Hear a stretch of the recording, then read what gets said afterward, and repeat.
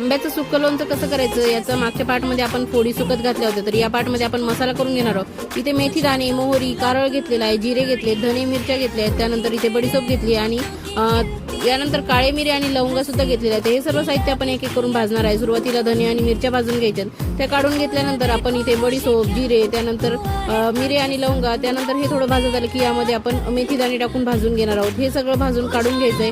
हे थंड करण्यासाठी आपल्याला प्लेटमध्ये काढायचं आहे। त्यानंतर मोहरी भाजून घ्यायची आहे। त्यानंतर इथे मी कारळ 2 वाटे घेतले, ते सुद्धा भाजून थंड करायला ठेवलेलं आहे। तर अशा पद्धतीने बघा एका प्लेटमध्ये थंड करायला ठेवायचं आहे।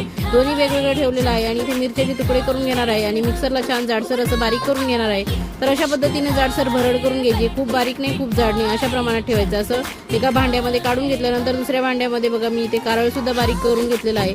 कारळ सुद्धा जेवढं बारीक होईल तेवढं बारीक करून घ्यायचंय, म्हणजे छान त्याला व्यवस्थित लोणच्याला ते चिटकून राहतं। आणि मीठ सुद्धा इथे मी थोडंसं भाजून थंड करायला ठेवणार आहे। तर इथे बघा फोडी आपल्या चांगल्या हळद लावलेल्या सुकलेल्या आहेत, तर यामध्ये आपण एक एक करून मसाला टाकणार आहे। तर तिखट, हळद टाकून घेतलेली आहे, नंतर मिरे, लवंगा आणि कलोंजी टाकली आहे, नंतर 1 वाटी एवढा लसण टाकला आहे, कच्ची बडीशोप टाकलेली आहे, नंतर इथे जे आपण मिक्सरमध्ये पावडर केलं होतं धण्याचं ते सुद्धा इथे टाकून घेणार आहे, नंतर कारळाचं सगळं टाकून घेणार आहे। अशा पद्धतीने सगळा मसाला हाताने मस्त आपल्याला इथे चांगला कालवून घ्यायचा आहे। मीठ अजून आपलं थोडंसं गार झालेलं नाही, त्यामुळे मीठ मी नंतर टाकणार आहे। तर इथे बघा गार झाल्यानंतर मीठ टाकून घेतलंय आणि मीठ टाकल्यावर सुद्धा याला व्यवस्थित कालवून घ्यायचं। तर याचा पुढचा पार्ट नक्की बघा, मी नक्कीच